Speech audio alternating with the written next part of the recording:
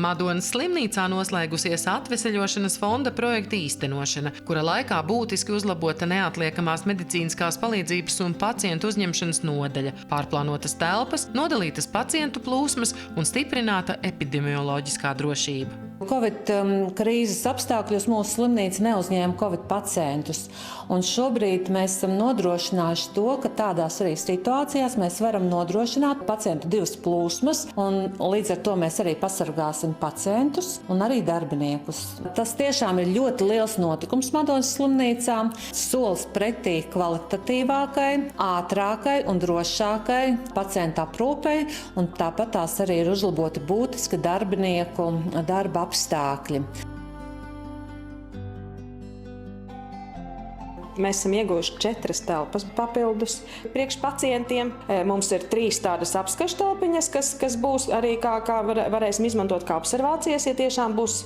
Ir mums pa svētkiem, kad ir ļoti daudz, mēs pat 11 observējam, tāpēc mums observācijās ir tikai 5 gultas, tad šīs būs kā papildus, varēsim vēl observācijām izmantot. Darbiniekiem mēs esam sataisījuši jaunu ģērbtuvi, kas nebija, mums bija ļoti maziņa iepriekšējā ar visu dušu, ar toleti un visu, kas ir blakus dežūrārstam, kam nebija pēdējā laikā kabineta, viņš kapelā uzturējās, un esam sataisījuši apmaiņas fondam telpu.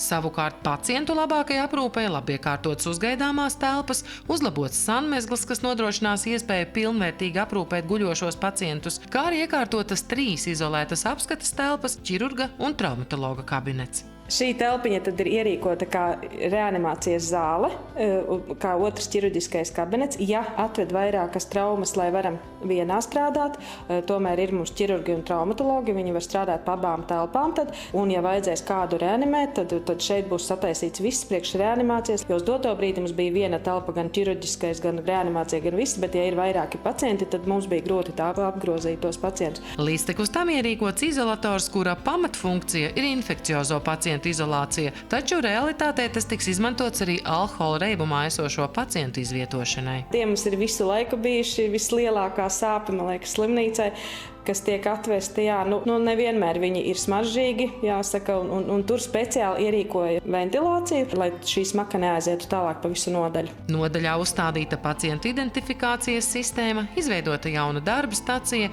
kā arī iegādāts nepieciešamais medicīnas aprīkojums un mēbeles. Madonas slimnīca arvien vairāk iezīmējas kā reģionāls nozīmes medicīnas centrs, un ar lielāku pacientu plūsmu tieši neatliekamā palīdzība traumatoloģija. Līdz ar to uzņemšanas nodaļa ar 2 plūsmām bija tieši tas, kas vajadzīgs, lai būtu kvalitāte, labākā operēt spēja.